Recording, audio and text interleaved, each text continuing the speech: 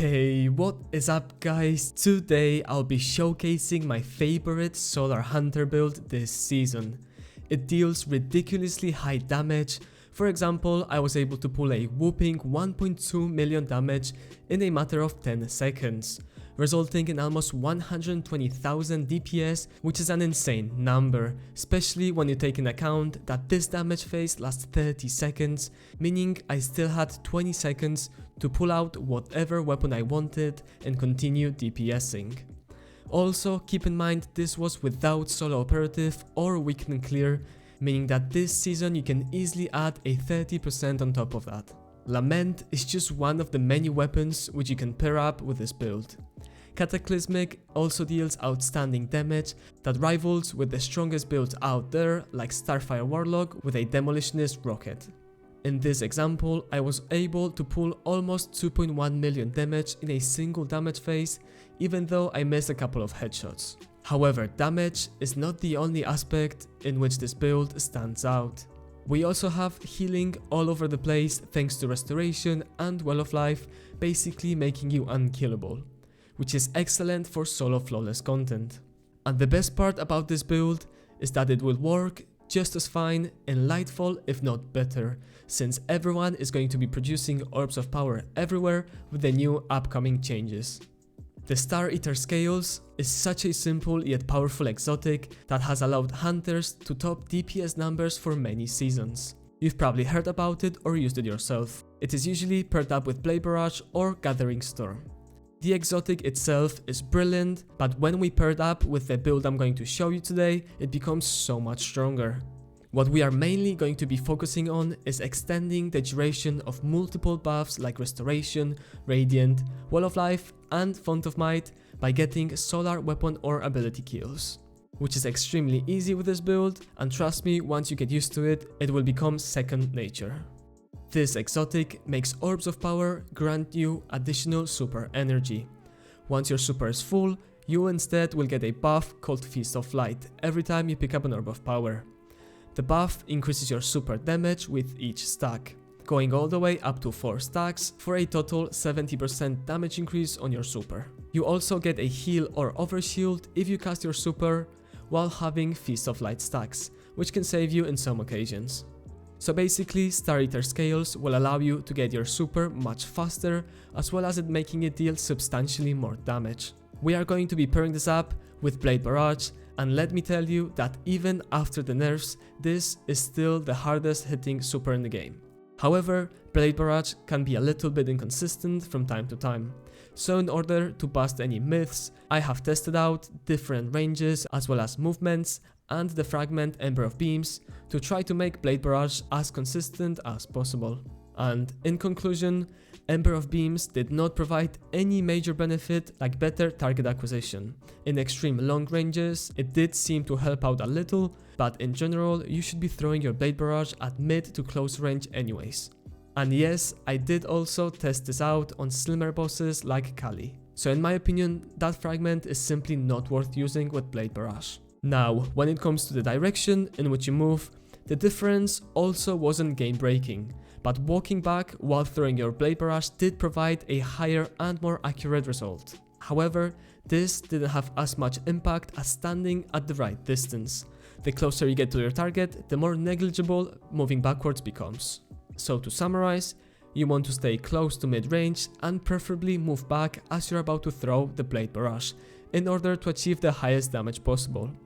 If you're facing very slim bosses like Roulk or Kali, then switching to Gold Gun is also a perfectly viable option with this build.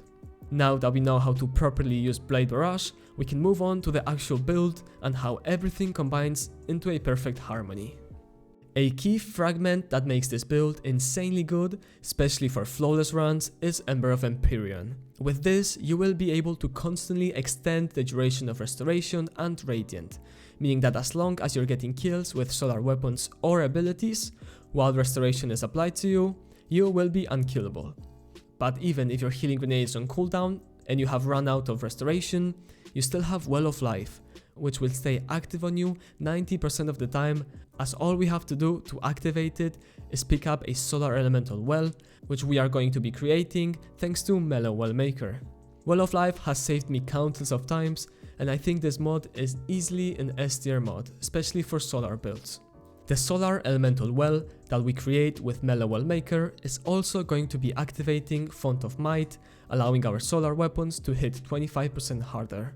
This is another buff that we are constantly going to be having up because of how easy it is to proc.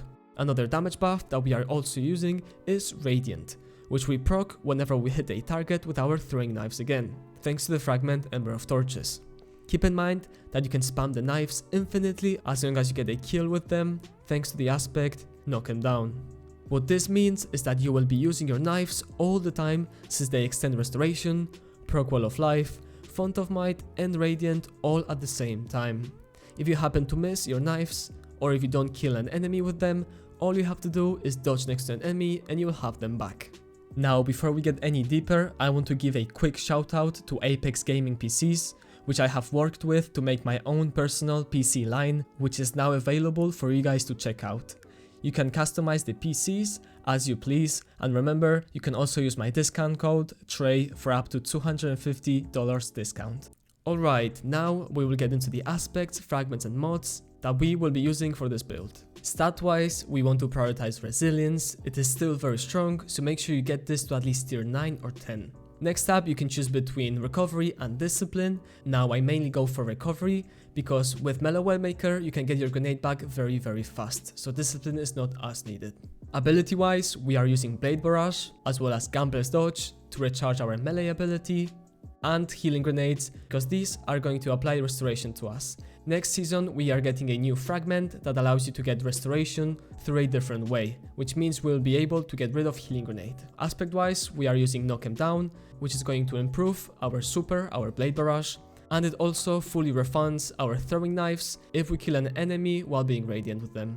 Our second aspect is going to be On Your Marks, and this is a very nice passive gameplay aspect that's going to boost your handling and reload speed for you and your teammates every time you get precision final blows. Your dodge automatically gives you 3 stacks. Fragment wise, we are starting off with Ember of Torches because this allows for our knives to give us Radiant, which is a 20% damage boost. Next up we have Ember of Empyrean, which is going to allow us to extend the duration of restoration and Radiant when we get solar ability or weapon final blows. Ember of Solace also extends the duration of Radiant and Restoration effects applied to us, and this mainly takes effect the first time we applied those 2 buffs. Then we are using Ember of Searing, which is mainly for the 10 recovery, and Ember of Wonder, which is also for the 10 resilience.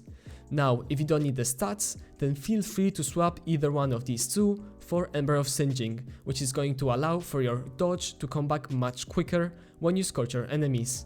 Now, because your knives actually scorch, it basically means that you will be activating Ember of Singeing all the time. Mod wise, we are starting on our helmet and we are using Elemental Time Dilation. This is going to allow for our stacks of Font of Might or Well of Life, depending on what you're using, to stack together, allowing them to have an increased duration. Make sure that you're also using Harmonic Siphon, as we need to generate as many orbs as possible. On our gauntlets, we are using Melee Well Maker, and this is going to allow for our knives to spawn a solar elemental well whenever we get a kill with them. Next up, we are using Font of Might for that 25% damage boost to our solar weapons on our chestplate. On our leg armor, we are using a second copy of Font of Might, and that is because with Elemental Time Dilation they do stack together, allowing for an increased duration. Finally, to allow us to survive longer, we are using Well of Life on our cloak, which is going to provide you with a nice constant healing after you pick up a solar elemental well. Weapon wise, I have 2 main loadouts for this build, which feature Wither Horde, any kind of solar weapon that's going to allow you to out-clear, and then Cataclysmic with Bait and Switch. This first loadout is mainly for bosses that I cannot hit with a sword, so mainly raid bosses. Now for my second loadout, your kinetic doesn't matter as much, so you can use whatever you want in the kinetic slot. Your energy weapon has to be a solar one. I like to use Callum's mini tool. And for my heavy, I use Lament, because I use this loadout in any kind of content and mainly dungeons, where I can easily 1 or 2 face bosses with Lament. In order to play this build efficiently, you always want to start your whole rotation with either your healing grenade or your throwing knives, depending on what you need.